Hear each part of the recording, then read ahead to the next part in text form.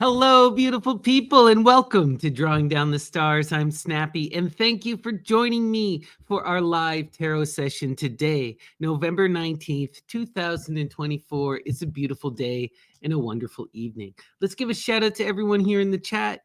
Good to see you, B. Baboli. Good to see you, Riley, 9393. Gandhi, good to see you. Beatnik Balba, good evening. Good to see you, Christy. Much love, Marcel. Much love, Hollerhaint. Good to see you, Lilith.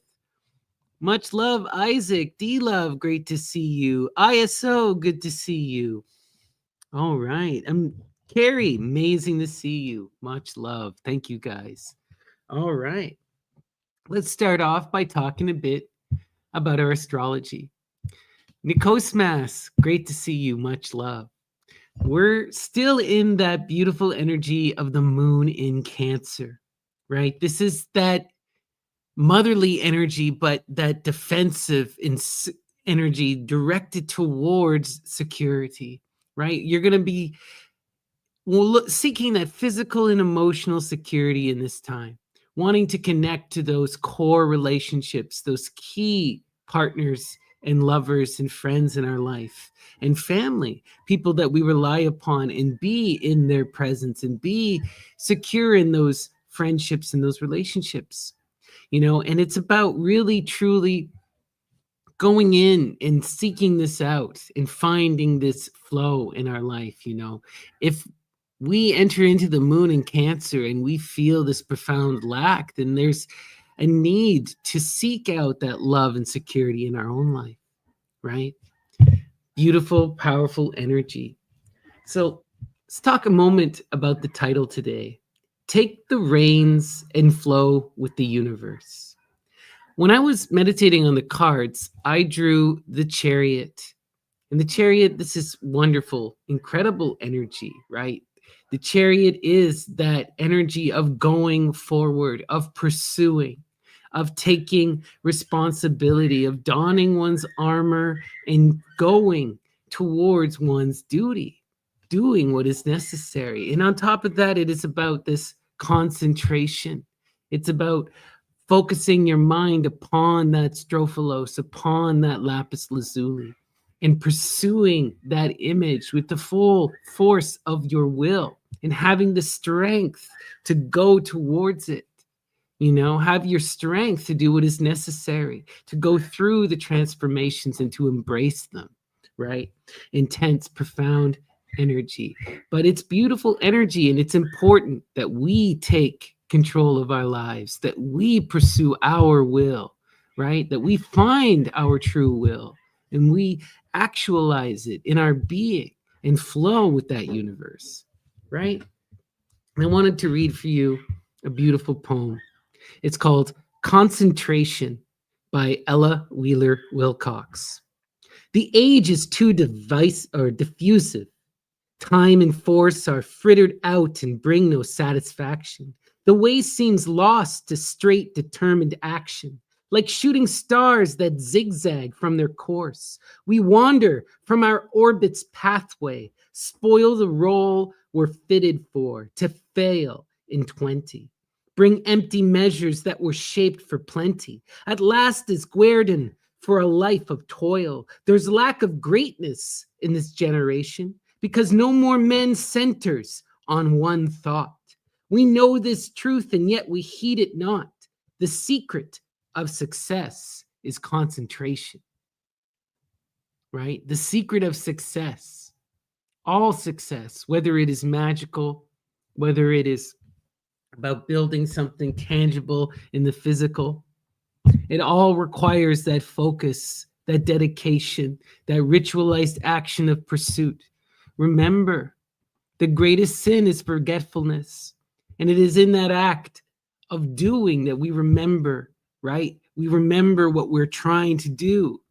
Focus and action are what define us in this realm. And it is what sets us upon the path. You cannot manifest your true will if you are not in action, if you are not focused. All right. We're now going to go to our Ganapati Oracle.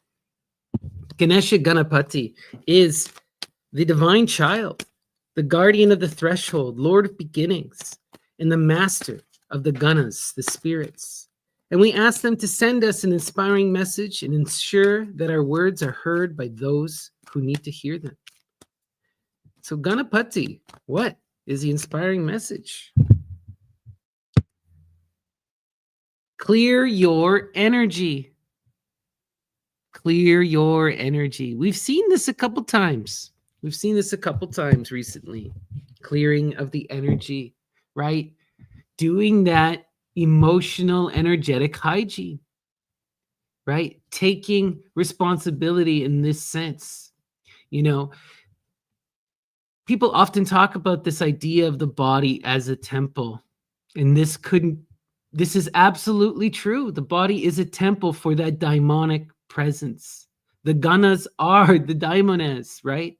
And it is about making sure that you are in flow so that you can connect mind, body, and spirit, and as well as with that energy around you, right? You got to really embrace this energy and do the emotional cleansing. And clearing your energy has multiple components, right? On one hand, you could do this through ritualized action, but you can also do this and should do this physically, right? You take a shower, take a hot bath, throw some sea salt in it, light some incense, clean your room, especially clean your altar space, right? Where you connect or where you meditate, and these acts of prudence, of diligence, of ritualized action, you can turn that into an act of memory, into an act of worship, into an act of engagement with the divine. And this can be so beautiful and transformative. So clear your energy, be in flow, do what is necessary, right? Okay, we're now going to go to our sortes proper. And for those of you unaware, the sortes is a form of bibliomancy, that is divination through literature. And it comes to us from the Greco-Roman tradition. And we invoke the spirits of inspiration, the goddesses, the divine muses, and ask them to inspire us through the text. So muses, guide my hand. What is the inspiring message? And today we're going to begin with the Tao Te Ching from Lao Tzu. So muses, what is the message from Lao Tzu? What Tao's skillful planter plants can never be uptorn. What his skillful arms enfold from him can ne'er be born. Sun shall bring in lengthening lines sacrifices to his shrine. Wow. Wow. What Tao's skillful planter plants can never be uptorn. And recognize what the Tao is. The Tao is that cosmic womb. It is what is left, right? It is that absolute, right? And what it plants, which is all of us, the seeds of creation, cannot be uptorn. You cannot be uptorn. What his skillful arms enfold from him can ne'er be born, nor can you be born. What does he mean by that? Wow, interesting, right? It's only that eternal return, that cycle that exists. Death and rebirth are but moments. Sun shall bring in lengthening lines sacrifices to his shrine. In lengthening line, those suns, the generation going across history in the universe will line up to make the sacrifices to that greater divinity, that primordial image, right? That womb of creation. Beautiful, right? This sacrifice is eternal and it is reoccurring. It is something that comes naturally as a result of our humanity and our expression in the world as a connection to those daimonic forces, which are all around us. So much of life is about expending energy, right? About utilizing and creating stuff from what is around you, right? Every action can be taken as a sacrifice. All right, let's continue. We're now going to go to Goethe, Faust. All right, Muses, what is the message from Faust? Inspire us this evening.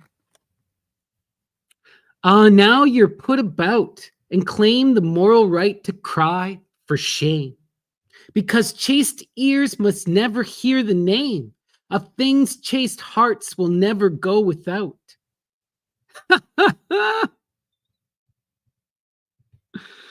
Oh, wow.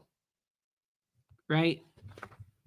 Chastity requires that offense, right? These extremes beget each other, right? This is a constant message that you see in the occulted literature, right? And I can think of no better example than in Oscar Wilde's Salome, right?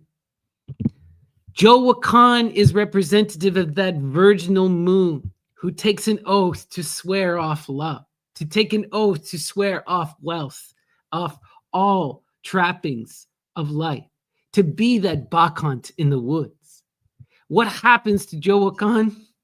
He confronts Salome, who demands his head so that she can kiss of his mouth. And who is Salome? That she is everything that Joe Wakan is not. The extreme and the absolute other direction, that tyrannical, feminine, monstrous force of destruction. But these extremes beget each other and they seek each other out in that violent reunification.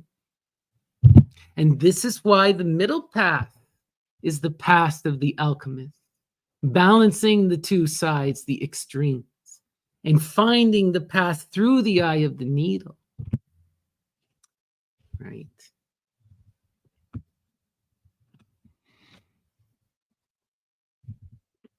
The key here about this chastity is the extremeness of it, right? The law enforcement and the reaction. When you deny yourself, then you judge the world around you, right? There's times and places for everything, and we all move and flow. There's nothing wrong with being chaste for periods of our life, but it is those bonds of celibacy and of extremism that are at fault, right? Of denial of love that become problematic, right? Let's continue. We are now going to go to the Divine Comedy, Dante. Muses, what is the message from Dante? Inspire us. When we had gone on far enough that my guide was able to show me Lucifer, the monster who was once so fair, he removed himself from me and made me stop, saying, "Behold this, and behold the place where you must arm yourself with courage." Reader, do not ask how chilled and hoarse I became then. I do not write it, since all words would fail to tell it. I did not die, yet I was not alive. Think yourself now, if you have a grain of imagination, what I became, deprived of either state. Wow. Deprived of either state. I did not die, yet I was not alive. Then what are you, divine? What is Lucifer but divine? Right? And what does Lucifer do but reveal our reality? Right? But shine a light and expose. He shows you where you are in that underworld. And he shows you the horror of that cyclical return. You know, this is both the blessing and the curse, right? The Orphics are constantly talking about how we must remember, how memory is so important. But what will you remember? You will remember the suffering and the violence of the struggle. There's love there too, don't get me wrong. But Read a book like Cain, a Mystery by Lord Byron, and you will see this on full display. The reaction that Cain has when he recognizes his divinity and what he does to his family in the face of the absurdity and the violence of God. All right, let's continue. Many of us, almost all of us certainly, would behave like Cain. All right. Three Tragedies by Lorca. Muses, what is the message from Lorca? Inspire us this evening.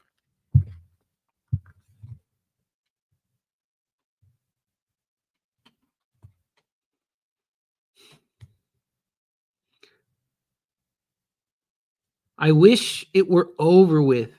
The bride is a little tired. I wish it were over with. The bride is a little tired. Interesting imagery, right? In the middle of the fall, right? We are after that moment when the Corey is abducted and she is taken to the underworld, you know, and there's all of this violence. But what comes after, right? What comes after? I wish it were over with. The bride is a little tired, right? What comes after is the great sleep, going into that restful state of that peace in the underworld, you know? And what happens to the Corey? What happens to the Corey? She rises and ascends the throne and becomes the queen of the underworld, becomes that force that can traverse between worlds, who brings the spring.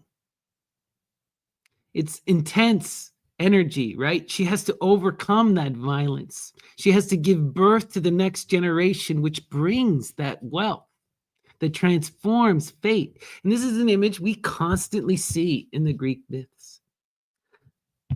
The Athenian women who are abducted and taken to Lemnos, they raise the children not as Lemnian pirates. They raise them as Athenians. And it is the women who raise the next generation. And it's that next generation that overthrows the Lemnian pirates and replaces them their own children. Think on these images. All right, let's continue. A sinister assassin, Antonin Artaud. Muses, what is the message from Antonin Artaud?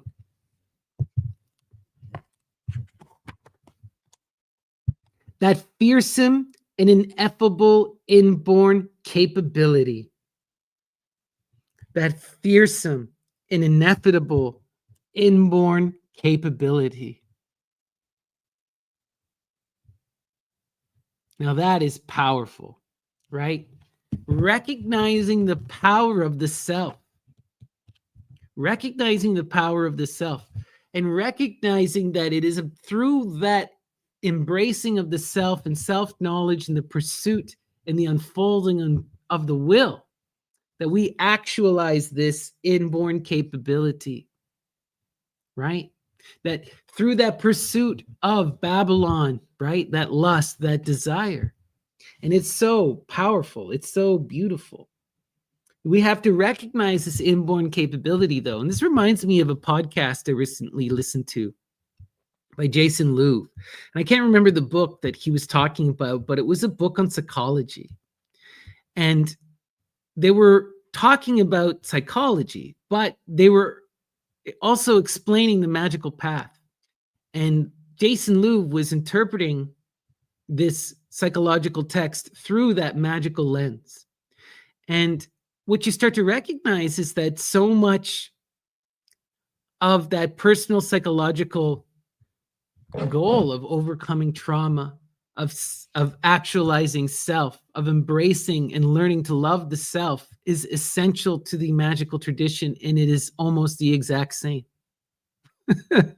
You know, there's a reason why both Freud and Jung are both occultists and psychologists. You know, These things have their origin within that Asclepian medicine, within those mystery traditions, you know? And it's important that for those of us who walk a magical path, who are interested in magic, that we go through the psychological work, that we see it in that duality, you know, or you could see it either way, but you're still doing the same work, right? You're still fundamentally overcoming that trauma, learning to actualize and love the self, know the self, so that you can pursue that true will unfettered by self doubt and anxiety. So you can pursue that true will in harmony without greed, without hatred, without judgment, you know?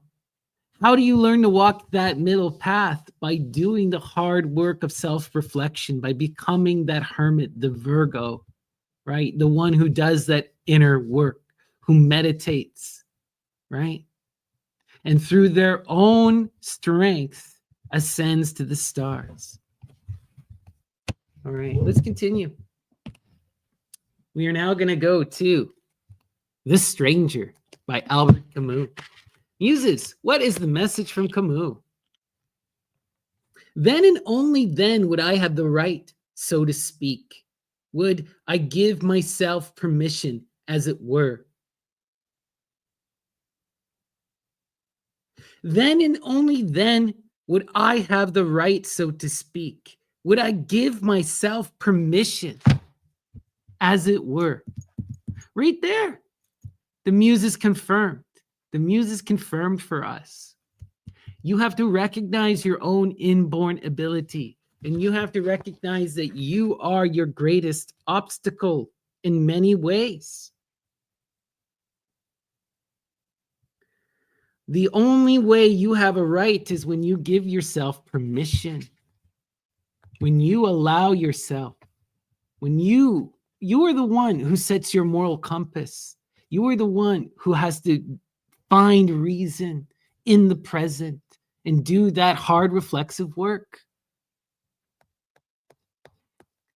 Do not bind yourself by false judgments, or do not force yourself into unattainable goals, right?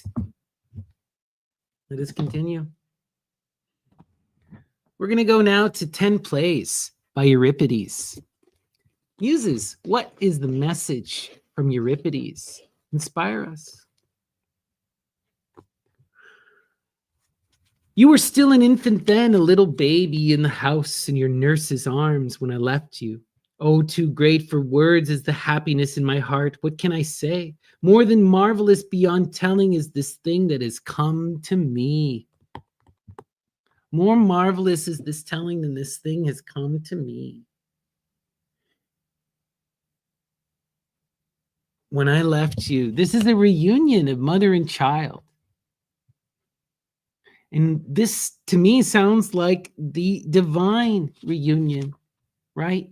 That path of self-actualization and self-knowledge is in many ways a connection to that great mother, to that Babylon. It's about seeing her again, right? We haven't seen her and been in her arms since we were born. You know, and when we were born, we lost that connection. But if we only can take a look and listen in the silence, we will find her, right? And you recognize too in this, more than marvelous beyond telling is the thing that has come to me. That's the central thing here. You must go to her. You must go to her. I immediately think of the story of Attis, who is bound into the mud, possessed in the filth with the nymphs, until he can recognize that divine image of the great mother, and through her mercy, with the power of that beast, go through the divine madness and transform, overcome suffering, overcome his baser instinct. And through that focus and concentration, through that pursuit of that middle path, of that divine imitation, He rises out of the waters. He transforms himself and he becomes the mother reborn, Cybele, the queen upon the throne. A complete and utter transformation, right? Powerful beyond powerful. It is about recognizing this and going through this action. Again, I'm thinking of this image of the chariot, which was so central to this entire reading. Take the reins, take responsibility, recognize where you're going and concentrate. If you fall, pick yourself back up and try again. Disciplined action is the only way. Concentration is the only way. It's going to be painful, but you're going to have to put the phone down. You're going to have to pick the book up. You know what they say? Amazing. All right, let's continue. Byron. Selected poetry and letters. Muses. What is the message from Lord Byron? Inspire us. To aid thy mind's development, to watch thy dawn of little joys, to sit and see almost thy very growth, to view thee catch knowledge of objects, wonders yet to thee, to hold thee lightly on a gentle knee and print on thy soft cheek a parent's kiss. This, it should seem, was not reserved for me, yet this was in my nature as it is. I know not what is there, yet something like to this. That mother energy. And I don't care who you are, where you're at in your life, we all embody this energy or can connect to this energy, right? Even if it's not your nature, it is of your nature still, because you are born of that loving mother. To aid the mind's development, to watch thy dawn of little joys, to sit and see almost thy very growth, to view thee catch knowledge of objects, wonders yet to thee. Wonders yet to thee. Imagine this from the mother's perspective. We often exist in this world of shame, in self-doubt and self-hatred, of self-limitation, of frustration and confusion. And she is watching in utter joy at our ability to grow and to come to realization. And it doesn't matter how long it takes when you get there, she's waiting with open arms. She's waiting for you to take responsibility, to see and to learn, to grow in the flow. You have to pursue that desire. You have to focus on that image, that Babylon, that silence, right? And embody that mother energy. Wonders yet to thee, and see the joy in learning. Embrace that learning. Wow. Let's continue. All right. We're going to do one final sortes, and then we will hop to our tarot. Let's go to Paradise Lost, Paradise Regained by Milton. Muses, what is the message from Milton? Inspire us. Their corners, when with bluster to confound, sea, air, and shore, the thunder went to roll with terror through the dark, a real hall. Okay, first, I just gotta laugh because this is line 666. I don't know if you guys can see that, but that says 665. Right? That's where the page break, and I'm reading right below. Their corners when the bluster to confound, sea, air, and shore, the thunder when to roll, with terror through the dark, a real hall. Wow.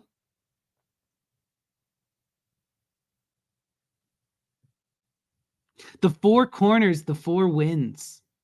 right? Wind with bluster to confound sea, air, and shore. The thunder, when to roar. We have the four elements as well, right? Water, air, earth, and fire. With terror through the dark aerial hall. Wow. The thunder rolls, all that power comes to roll through that hall.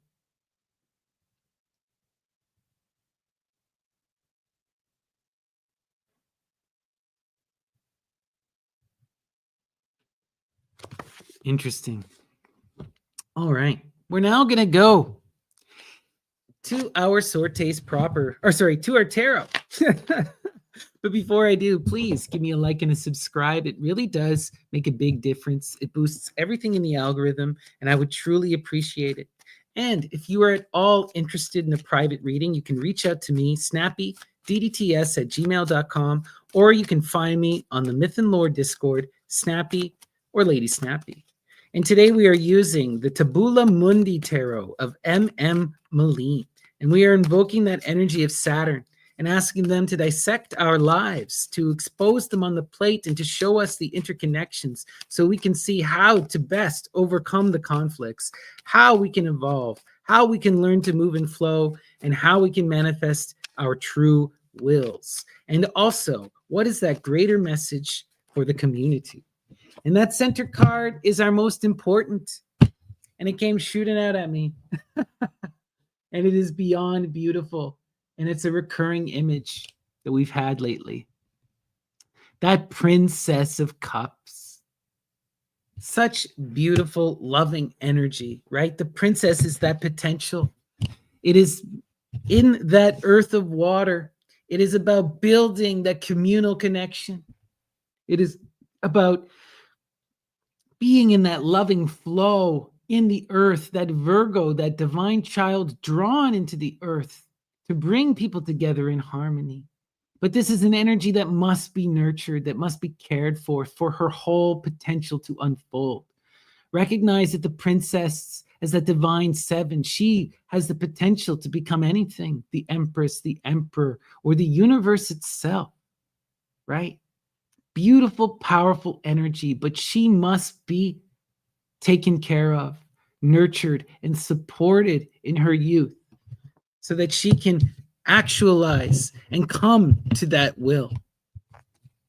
And we were talking about psychology, right? We're talking about trauma and the effects. The best way to ensure someone who can actualize their will is to give them the best possible childhood, to provide them with the education and the tools of transformation.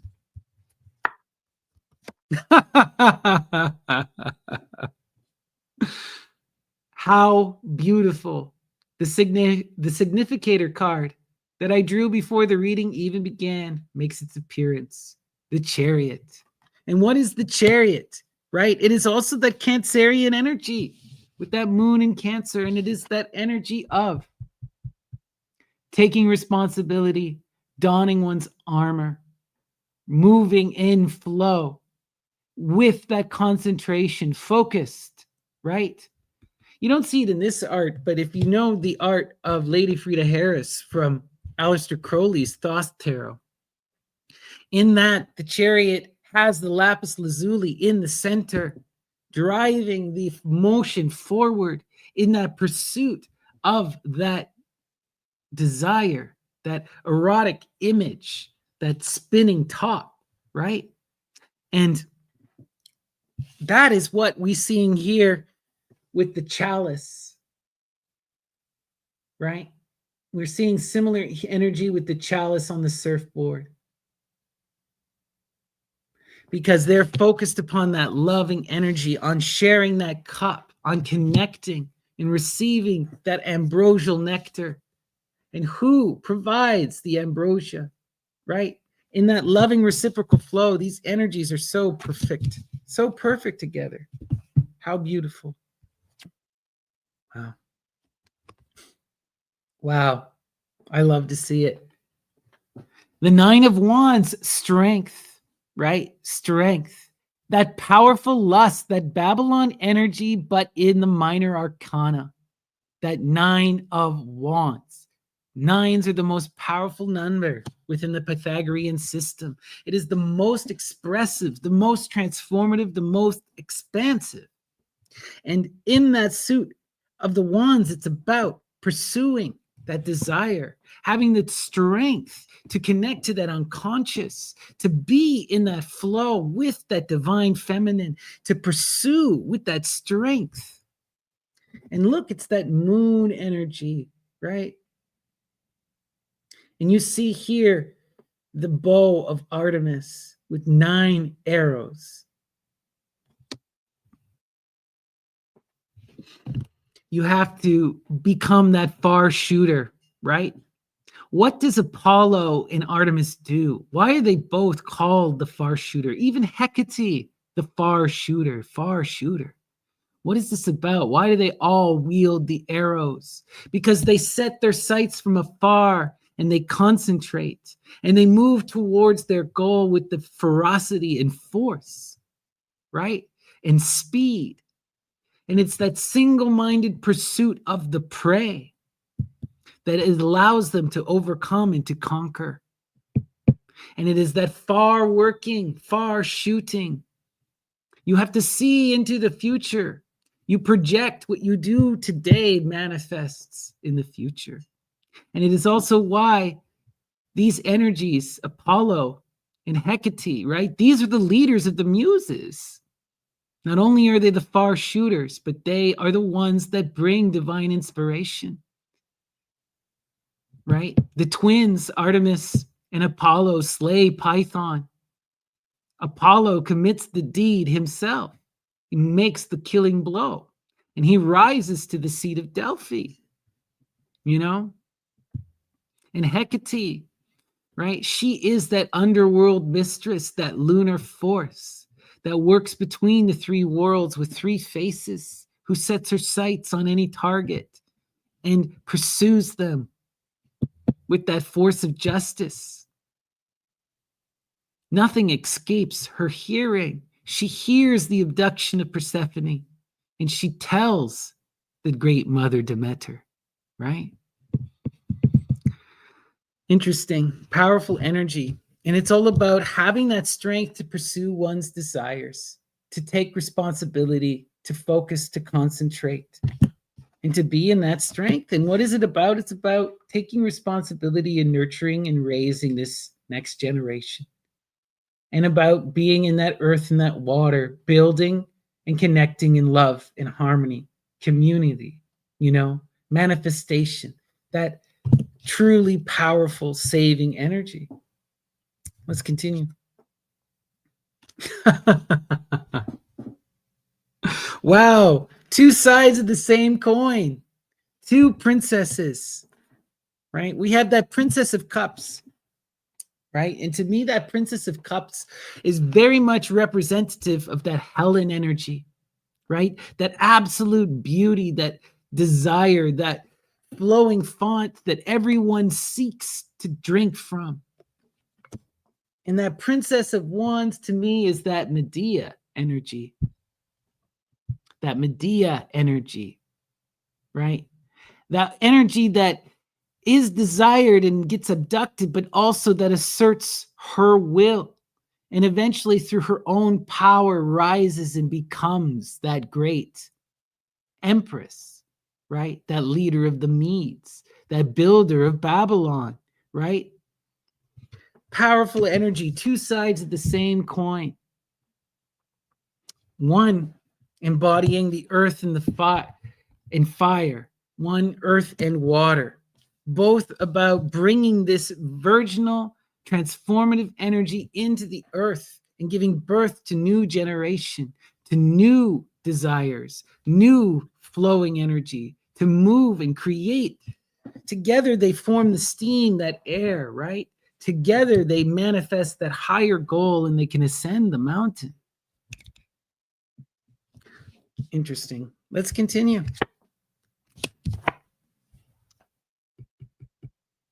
Wow. Nine of discs. Not only do we see the nine of wands, that absolute desire, that passionate, fiery force, but now we see the nine of discs, that gain. And this is energy we've seen now many days in a row, right?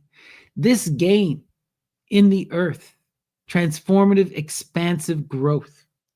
It comes when we embody and connect to this energy, right? That Medea energy, that princess energy. This energy must be nurtured, that passion must be inflamed, but fundamentally, it is that feminine authority, that feminine fire, that strength of action, right? That inspires others, that profound beauty that rises and challenges and asserts her will. That's what results in the gain.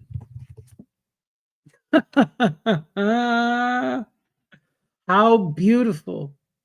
How beautiful. The devil, Capricorn. And recognize, right? The devil is that profound power, that ability, that climbing and ascending the mountain, that divine ambition, right? That princess is the one who can ascend this mountain. She is destined for this energy. That is her goal. These two are married, you know, that is as beautiful as it gets. The key with these energies is always to remember the goal, right? Transformative wisdom in generation, moving beyond limitation, the self and greed, right? Thinking of the greater still. This is why those princess energies are so powerful, because they represent that next generation, that youth, right? It is the next generation that we are helping to usher in, that ascends that mountain, that manifests that gain, right? We are the chariot that helps them get there. Let's continue.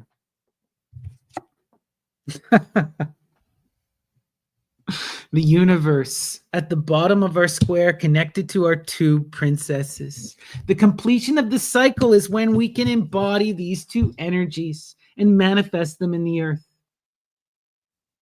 When we can take responsibility for these energies and continue them in generation, provide them the foundation to go forward in transformation. That completes our cycle and begins the next cycle anew. How profound and beautiful.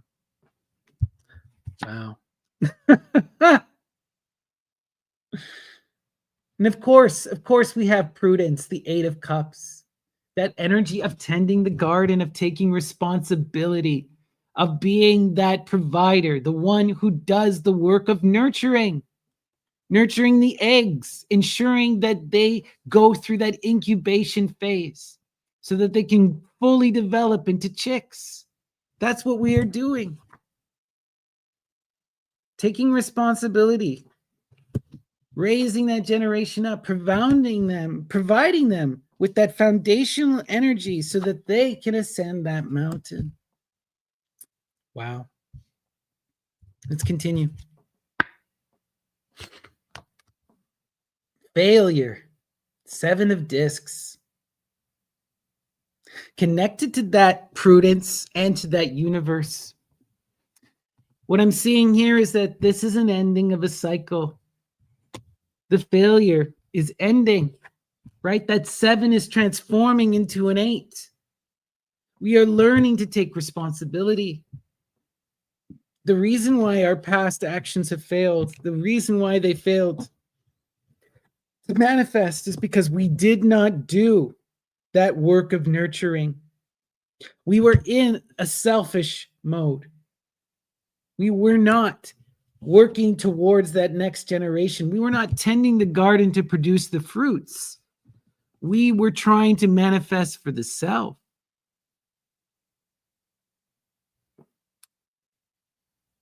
You know, you see that dragon energy consuming everything, right? Consuming everything. And that's what results in the failure, because you cannot expand as you continuously devour your own produce, what you produce, you know? Wild. But the universe is that changing of the cycle. It is the standing atop the plateau and recognizing, right? Ending one form and beginning a new form in that enlightenment of the moment, not that transcendental nonsense, but that divine reason, that going, holy crap, why didn't I know this? Why didn't I get it? Why didn't I take responsibility before? We've always been there and we will be there many times still, right? Those moments of realization and self-reflection and change. When we stop, take responsibility, do something different, and grow. And that results in a letting go of that consumption energy that brings about failure, that selfish energy. And it manifests this prudential energy, right? That energy of nurturing, of providing, and of doing the hard work. What is the hard work? Right? The real hard work is the shit no one wants to do. It's the maintenance. It's the cleaning your energy from Ganesha at the beginning, right? It's that work of tending the garden, of doing the pest control, of trimming the buds, of watering the plants. Hard work and toil. But through the hard work and toil, that is how the tower is built. And we have to all do it. All right. Let us now flip our cards, or I'm going to now flip my camera so you can see the full spread. But before I do, please, once again, give me a like and a subscribe. And if you find that this is resonating, please leave a comment. And if you're at all interested in a private reading, you can reach out to me, snappydtts@gmail.com, or find me on the Myth and Lore Discord, Snappy or Lady Snappy. All right. So here is our full spread on display. We're going to start with that chariot energy. When we can be that focused, concentrated actor, the one who dons armor, takes responsibility, and moves in action, right? That's when we also become that nurturer, right? And that's when we also manifest the gain. All of this is connected. All of this connected, right? You have to take responsibility and move, and then you have to continue to do that hard work and maintenance daily. You know, this is getting up every day, saying your prayers, brushing your teeth, quite literally, you know, but it is that kind of action that is what nurtures and sustains us, that'll manifest that gain. And, you know, don't kid yourself. This requires strength, concentration, and focus. It really does. It really does. If you want to be like, so often people ask me, what can I do to really improve my spiritual life? Meditate. Record your dreams. These are the two most important things I could ever tell anyone. And both of them require extreme dedication. Extreme dedication. It's not easy, but the rewards are profound. Profound. Well, I should say that meditation is easy and it's hard at the same time. Just like dreaming is easy and it's hard. Comes naturally or comes not at all. But you have to do that work of trying to remember, of writing it down. And if you don't get up every day and try to write it down, you'll never remember. So you got to get up every day. And you got to open your journal and you got to write it down, or turn on your phone and write it down. Write down your thoughts. Try to remember. That's the message. Right.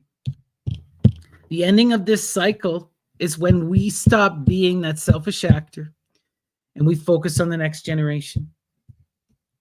Right? When we become that loving energy of support and we help connect to these muses, these divine children who are representative of that next generation to come. And we provide them with the foundation, the security, and the knowledge needed to actualize, right?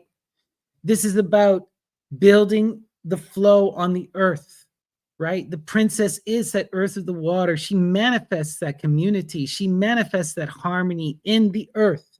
The princess of Wan is that earth of fire. It's that desire upon the earth, that inspiration, that flame, that power, right? Both of these are needed for us to come in flow and harmony, and for us to know the self and to take responsibility and pursue our desires. All of this comes together to complete the cycle. But it is fundamentally about us taking responsibility and nurturing these energies, connecting in loving flow, and being that responsible actor, being that educator, that facilitator. It's not just about us, but something greater always still. When we're in that, we follow the muses here, the great mother, and that's always about the next generation, the child to come, Dionysus, Harpocrates, Zagreus reborn, right? The new Aeon. Where do we go from here?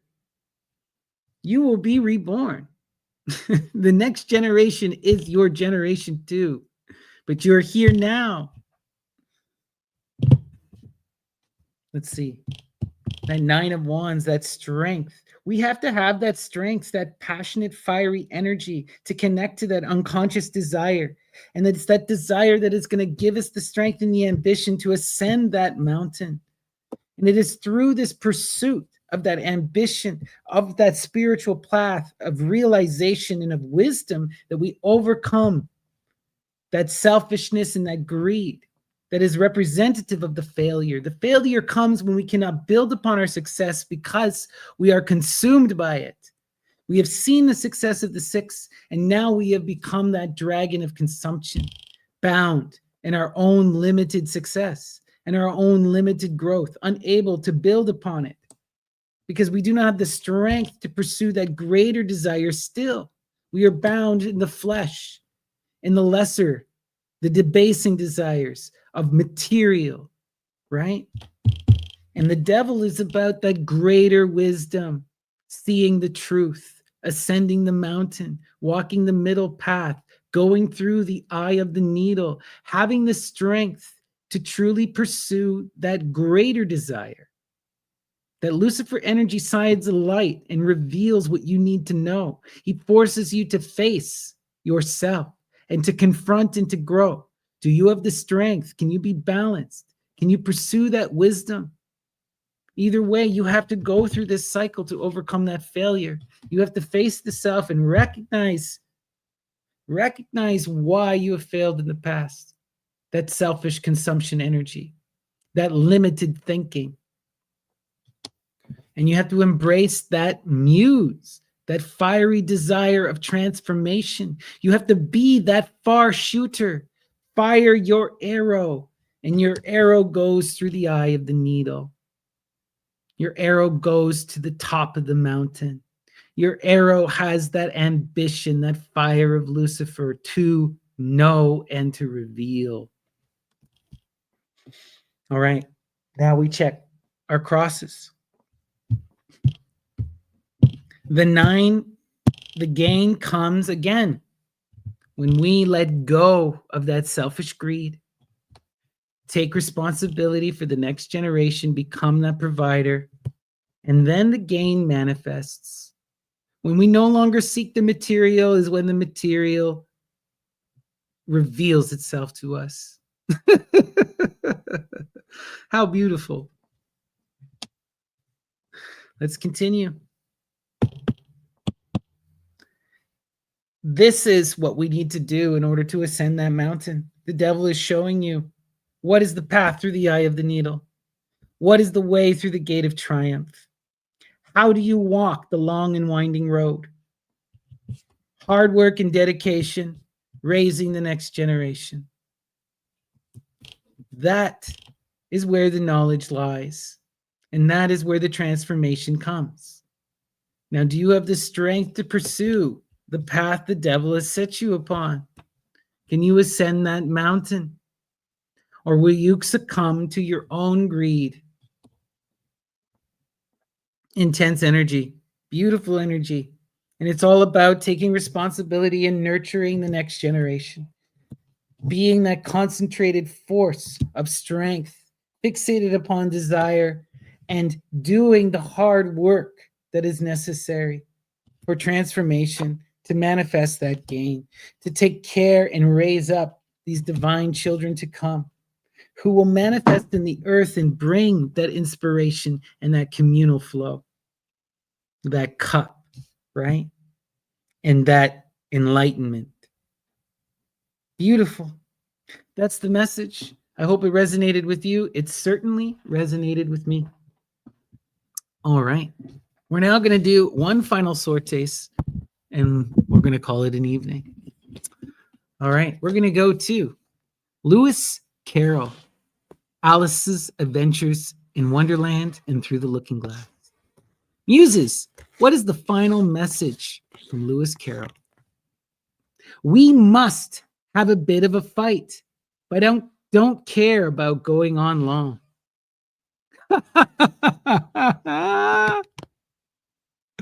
How true. We must have a bit of a fight. You got to go through the suffering. You're going to have to struggle. But I don't care about going on long. It doesn't have to be long, but you got to be exposed. You got to face reality. You have to admit defeat, and you got to stop hitting. Right? Wow. Interesting. How beautiful. All right, everyone. Peace and love. Thank you so much for joining me. And I hope I see you again tomorrow for more live tarot and sortes. Take care.